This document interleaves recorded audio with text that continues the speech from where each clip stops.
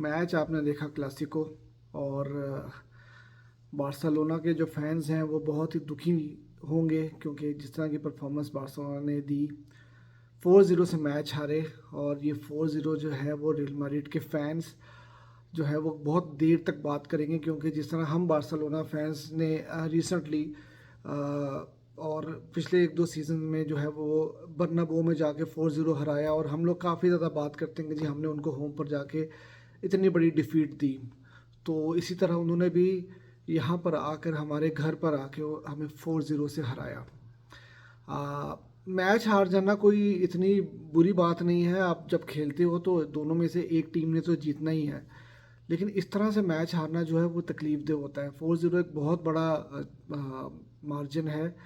और मतलब अब मैं इसलिए क्रिटिसिज्म नहीं करूँगा कि यार हम मैच हार गए तो हम चाबी आउट और क्या कहते हैं प्लेयर्स को निकाल दो, ये कर दो, वो कर दो। लेकिन कुछ ऐसे पॉइंट ज़रूर हैं जिन पर बात होना बहुत ज़रूरी है, क्योंकि अब हम इस सीज़न के एंड के ऊपर हैं और हमें अगले सीज़न के लिए टीम जो है वो बनानी है और अगले सीज़न के लिए अपने आप को प्रिपेयर करना है। तो उस लिहाज से मैं बात करूँगा और उन चीज़ों को उन पॉइंट्स को जहन में रखकर मैं बात करूँगा कि पहली चीज़ तो ये है कि मेरे ख्याल से कहीं ना कहीं चावी ने जो है वो लाइनअप में थोड़ा सा प्रॉब्लम था। उस चावी को जो है वो गावी को लेफ्ट विंग पर नहीं खेलना चाहिए था, क्योंकि क्रिएटिविटी नहीं थी बिल्कुल भी। आपके विंगर्स जो हैं वो बिल्कुल भी कुछ तंग नहीं कर रहे थे। रफीनिया से बहुत ज़्यादा जो है वो हमें एक्सपेक्टेशंस थी, लेकिन रफीनिया जो है वो अभी तक अपने आप को एडजस्ट नहीं कर पाए। और जब रफीनिया बार्सिलोना में आ रहे थे और बार्सिलोना ने एक अच्छी बड़ी अमाउंट देकर रफीनिया को ख़रीदा, तो उस टाइम पर भी मुझे डाउट्स थे रफीनिया के ऊपर। क्योंकि रफीनिया मैं समझता हूँ कि जो मैनचेस्टर यूनाइटेड ने साइनिंग्स की थी एंटोनियो की, वो मेरे ख्याल से बेहतर प्लेयर थे, क्योंकि बार्सिलोना इन दोनों प्लेयर्स में से देख रहा था कि किसको लिया जाए। जब आप इतने बड़े पैसे देकर, इतनी बड़ी अमाउंट देकर जब आप प्लेयर साइन करते हो, तो मेरे ख्याल से आपको मैच्योर प्लेयर को साइन करना चाहिए। आप गैम्बल नहीं कर सकते। आपने डेम्बले को भी इसी तरह से बड़ी हैवी अमाउंट देकर लिया था, और डेम्बले ने भी देखा जाए तो क्या उखाड़ लिया, 5-6 सीजन्स में क्या उखाड़ लिया उसने, कुछ नहीं। क्रंच मोमेंट के ऊपर आकर जो है ये प्लेयर जो है वो नहीं कर पाते।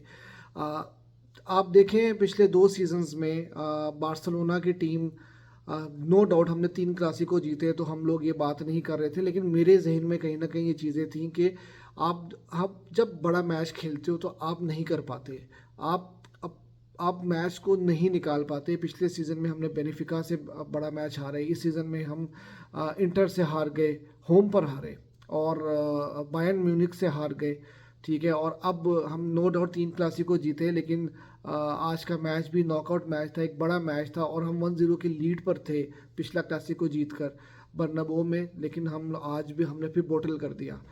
तो ये चीज़ें जो हैं मेरे ख्याल में ये अलार्मिंग सिचुएशन है, और चावी को अब अपने स्क्वाड के बारे में ज़रूर देखना पड़ेगा, क्योंकि मुझे समझ में नहीं आता सेर्जियो रोबर्टो से क्या निकालना है चावी ने।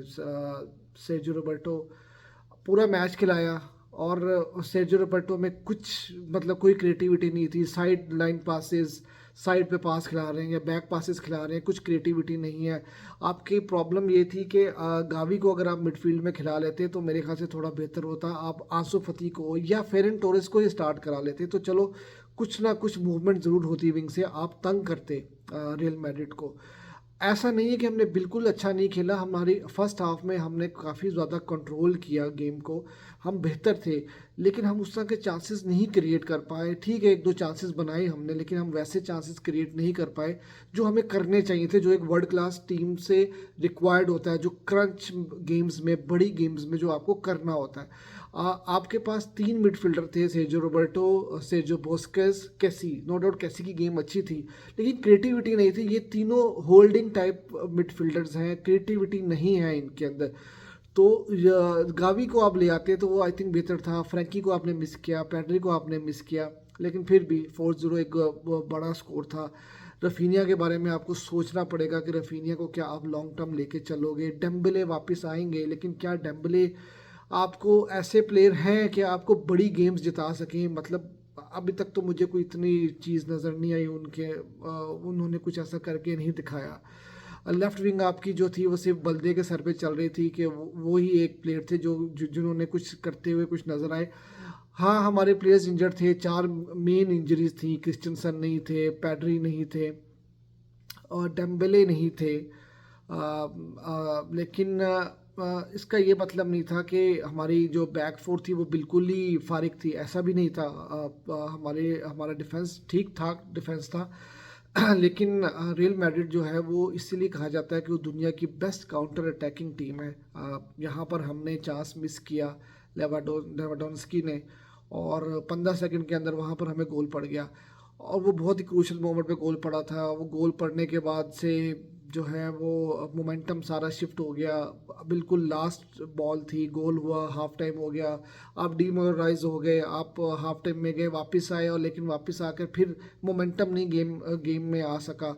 और रियल मैड्रिड को क्रेडिट देना पड़ेगा, सेकंड हाफ में वो आए, उन्होंने आके अच्छा प्रेस किया, बॉल कंट्रोल किया, और उन्होंने मतलब लूका मॉड्रिच के बारे में बात करनी पड़ेगी कि भाई वर्ल्ड क्लास प्लेयर है। जो दूसरा गोल हुआ और उसमें लूका मॉड्रिच बहुत ज़बरदस्त तरीके से निकले, विंग से निकले और सेंटर में गए, और रोड्रिगो ने जो जिस तरह से एक रन लिया और कुंदे को साथ लेके चले गए, और करीम बेंजेमा के लिए पूरा ओपन गोल था। लेकिन फिर भी आपको फिनिश करना था, गोल ओपन था, आप शॉट ऑन टारगेट कर सकते हो, लेकिन आपको या तो लेफ्ट या राइट साइड पे 1 फुट का फासला होता है जो जहाँ पर कीपर नहीं पहुँच सकता, और उन्होंने उसी तरह प्रिसाइज किस्म की एक फिनिश की, ज़बरदस्त फिनिश की, वर्ल्ड क्लास फिनिश की। और बेंजेमा इस वक्त वाकई में वर्ल्ड के बेस्ट स्ट्राइकर हैं, वो आपको हर चीज़ एज अ स्ट्राइकर प्रोवाइड करते हैं। वो आपको गोल भी करके देते हैं, वो आपको विंग के साथ जो है लिंकअप भी करके देते हैं, वो मिडफील्ड के साथ लिंकअप भी करके देते हैं। तो बहुत एक खूबसूरत गोल था बेंजीमा का। और उसके बाद पहला गोल भी ज़बरदस्त काउंटर अटैक था, और बेंजीमा ने बहुत प्यारा जो है वो वापस खिलाया और गोल हो गया। फिर पेनल्टी हमने कंसीड कर दी। कैसी का पहला हाफ बहुत अच्छा था, वो पेनल्टी एक अनफॉर्चुनेट पेनल्टी जो है वो बार्सिलोना ने कंसीड की, वहाँ पर गेम ख़त्म हो चुकी थी। फिर उसके बाद आपको चौथा, पांचवा, छठा गोल भी पड़ सकता था क्योंकि गेम बहुत ओपन हो गई थी। लेकिन बात यह है कि बार्सिलोना की क्रिएटिविटी नहीं थी, बार्सिलोना ने कोई ऐसे chances create, no doubt game में कहीं कहीं कंपोजर नज़र आया थोड़ा सा। जैसे पहला पहला हाफ अच्छा था और एक दो चांस अच्छे बनाए हमने जो शायद कन्वर्ट भी होने चाहिए थे, और अगर वो कन्वर्ट हो जाते तो गेम का रुख कहीं और चले जाता और शायद हम लोग वो जीत भी सकते थे गेम। लेकिन मतलब यही फ़र्क है कि एक टीम जो है उनको चांस मिलते हैं। रियल मैड्रिड क्यों बार बार चैंपियंस लीग जीतती है, क्योंकि वो देखने में लगता है कि यार कुछ नहीं किया उन्होंने। पिछले सीजन में भी आप देखें कि चेल्सी PSG के अगेंस्ट कुछ नहीं किया, वो ज़्यादा टीम अच्छा खेल रही थी, डोमिनेट कर रही थी, उन्होंने लीड भी ली, सारा कुछ किया, लेकिन इनको मौका मिलता है, ये मौका नहीं छोड़ते। लेवेंडोस्की को आप ब्लेम नहीं कर सकते क्योंकि उसको आपने कुछ बनाकर ही नहीं दिया। तो अब आपको देखना ये पड़ेगा कि मतलब आपने अगला सीज़न किस तरह से लेके जाना है। फिर हम वही उन्हीं चीज़ों में जो पिछले 4-5 साल से जो होता आ रहा है कि शायद लियोनेल मेसी बार्सिलोना में आ जाएंगे, और लियोनेल मेसी के आने के बाद फिर मेसी अपना जो है वो सिंगल हैंडेडली आपको क्वार्टर फाइनल सेमीफाइनल तक UCL में ले जाएंगे, और फिर क्या होगा, फिर उसके बाद से फिर आप बोटल कर दोगे, हार जाओगे, क्योंकि आपको एज अ टीम खेलना है। आप एक दो प्लेयर्स पे नहीं कर सकते। अब मेसी कितना खेल सकता है, अगर वो आ भी गया तो आप इसी तरह से ग्रुप स्टेज से बाहर हो जाओगे। अगर मेसी नहीं आता तो मेसी आपको कितना लेकर चलेगा। तो ये चीज़ें आपको देखनी पड़ेंगी। जहाँ पर बड़ा मैच आया इस बार, आपको यूरोपा लीग में एक बड़ा मैच आपको मैनचेस्टर यूनाइटेड के अगेंस्ट खेलना पड़ा, आपने वो भी मैच हार दिया। तो ये चीज़ें आपको देखनी पड़ेंगी, और उसके बाद आप देखेंगे चावी की कुछ कुछ चीज़ें जो हैं वो बिल्कुल समझ से बाहर थी। कि कैसी का पूरा मैच आई थिंक बेहतर मैच था, लेकिन सेर्जियो रोबर्टो को उन्होंने रखा और कैसी को निकाल दिया। और रफीनिया के पहले 10-12 मिनट जो है वो बहुत अच्छा खेले उसके बाद, और उनको इतना 70-75 मिनट खिलाया, और उसके बाद फेरन टोरेस को ले आए। अब फेरन टोरेस और रफीनिया ये उस तरह के प्लेयर्स नहीं है कि जो आपको बड़े टूर्नामेंट्स जिताएं। आप लीग में अच्छा कर रहे हो, ठीक है, आप 12 पॉइंट की लीड पर हो, लेकिन जब नॉकआउट गेम्स आती हैं, बड़ी गेम्स आती हैं, वहाँ पर आप बोटल कर देते हो। तो ये चीज़ें जो हैं वो आपको देखनी पड़ेंगी कि वो मेंटालिटी, वो प्लेयर्स आपको लाने पड़ेंगे।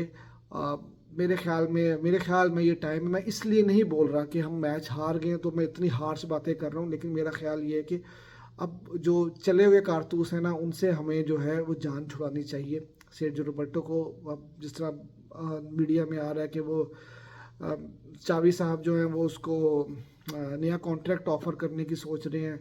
सेर्जियो रोबर्टो, डेम्बेले, फेरन टोरेस, मतलब 54 मिलियन आपने उसके ऊपर खर्च किया था, 54-55 मिलियन। तो इससे अच्छा था कि आप किसी और जगह पे इन्वेस्ट करते, किसी टैलेंटेड बंदे पे करते। मुझे समझ नहीं आया कि आपने इतना पैसा खर्च करके आप इन लोगों को लेके आए कि जो कि आपको मैच नहीं निकाल के दे पाते।